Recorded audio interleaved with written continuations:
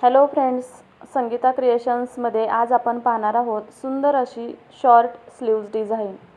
चला तर स्लीव्ज डिझाईनला सुरुवात करूया। व्हिडिओ शेवटपर्यंत पहा आणि आवडल्यास लाईक, शेअर आणि कमेंट जरूर करा आणि चॅनलवर नवीन असताल तर सबस्क्राईब पण जरूर करा।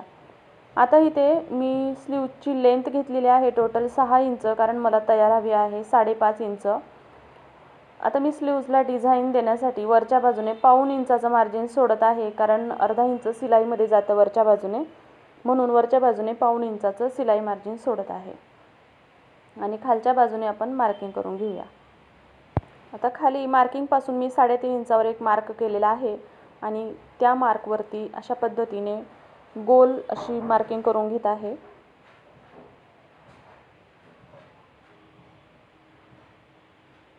आणि खाली अशा पद्धतीने थोडासा राऊंड शेप करून घ्यायचा आहे आणि मग या स्लीव्जचं कटिंग करून घ्यायचं आहे। आता आहे असंच मी कटिंग करून घेत आहे। पाहू शकता आता कटिंग झालेलं आहे। आता स्लीव्ज बाजूला ठेवून मी जी मेन स्लीव्जचं कापड आहे त्याच्या सुईच्या बाजूने अस्तरचं कापड अशा पद्धतीने व्यवस्थित ठेवून सेट करून घेत आहे। हवं तर तुम्ही पिन वगैरे लावून घेऊ शकता। मी पण इथे डिझाईनच्या दोन्ही साईडने पिन लावून घेते। त्यामुळे काय होईल की ज्यावेळेस आपण शिलाई मारू तर अस्तरचं कापड सरकणार नाही किंवा ब्लाऊजचं कापड इकडे तिकडे सरकणार नाही, शिलाई एकदम फिनिशिंगसह येईल। आता जो आपण डिझाईनचा कट दिलेला आहे त्याच्या एकदम कडेकडेने 1/4 इंच मार्जिन सोडून पूर्ण जे अस्तर आहे त्याला शिलाई मारून घ्यायची आहे। आता ह्या पिन मी काढून घेतलेल्या आहे आणि आता आपण जो आतला कटचा भाग आहे ब्लाऊजचा तो कट करून घ्यायचा आहे व्यवस्थित। खालच्या बाजूनेही थोडंसं कटिंग व्यवस्थित करून घ्यायचं आहे आणि मग हे अस्तर पूर्ण उलटून घ्यायचं आहे। त्याआधी सेंटरला एक छोटासा कट देऊन घ्यायचा आहे। हे अस्तरही व्यवस्थित फोल्ड करून घ्यायचं आहे।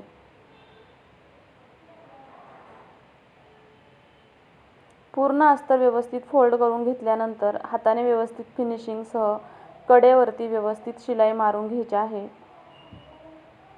अस्तरला आणि ब्लाऊजच्या कापडाला व्यवस्थित फिनिशिंग येईल याची काळजी घ्यायची आहे आणि काळजीपूर्वक शिलाई मारायची आहे।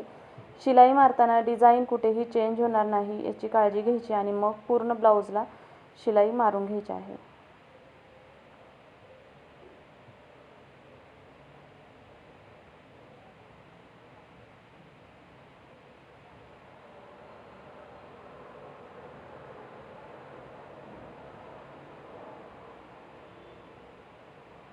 पाहू शकता इथे शिलाई मारून झालेली आहे। आता अस्तरचं जे ओपन कापड आहे त्यालाही चारही बाजूने व्यवस्थित शिलाई मारून घेत आहे।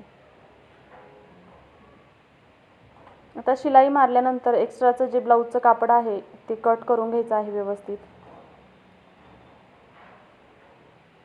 आता मी इथे ब्लाऊजला मॅचिंग अशी लेस लावून घेणार आहे। मी इथे गोल्डन कलरची छोट्या साईजमधली लेस घेतलेली आहे आणि जो आपण डिझाईन बनवलेला आहे त्याच्या एकदम कडेकडेने ही लेस पूर्ण स्लीव्जला मी जोडून घेत आहे। पाहू शकता एकदम कडेवरती व्यवस्थित ही लेस जोडून घ्यायची आहे। पूर्ण जो आकार आहे त्याला लास्टपर्यंत जोडून घ्यायचे आहे। आता लेस जोडून झाल्यानंतर आपण इथे बनवणार आहोत सुंदर असे 2 छोटे छोटे लटकन। त्यासाठी 2 इंच लांब 2 इंच रुंद असे 2 मी चौकर तुकडे घेतलेले आहे मेन ब्लाऊजच्या कापडाचेच आणि त्यापासून 2 सुंदर असे छोटेसे लटकन बनवून घ्यायचे आहेत व्यवस्थित योग्य फिनिशिंगसह। आता हे लटकन जे बनवलेले आहेत ते व्यवस्थित एखाद्या टोकदार वस्तूच्या सहाय्याने उलटवून घ्यायचे आहेत,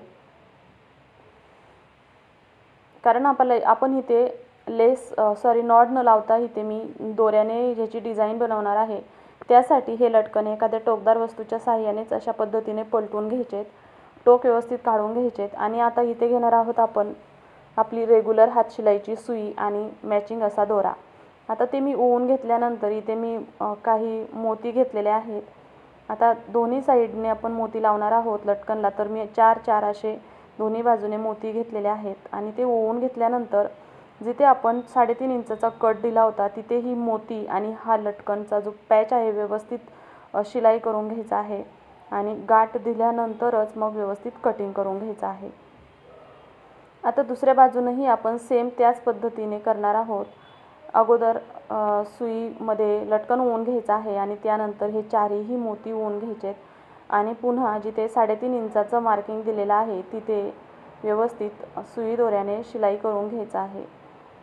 आता इथे शिलाई केल्यानंतर व्यवस्थित लॉक झाले का नाही चेक करायचं एकदा आणि त्यानंतर इथे तुम्हाला हवं तसं तुम्ही छोटंसं बटन वगैरे लावू शकता किंवा आहे असंच ठेवू शकता. मी इथे सुंदर असं मोत्यांवरती मॅचिंग आणि लेसलाही मॅचिंग होईल असं थोडंसं छोटं साईजमधलं एक बटन घेतलेलं आहे आणि ते इथे स्लीव्जला जोडत आहे. पाहू शकता एकदम सुंदर अशी स्लीव्ज बनवून तयार झालेली आहे. स्लीव्ज जर आवडले असेल तर कमेंट करून अवश्य सांगा. पूर्ण व्हिडिओ पाहिल्याबद्दल खूप खूप धन्यवाद.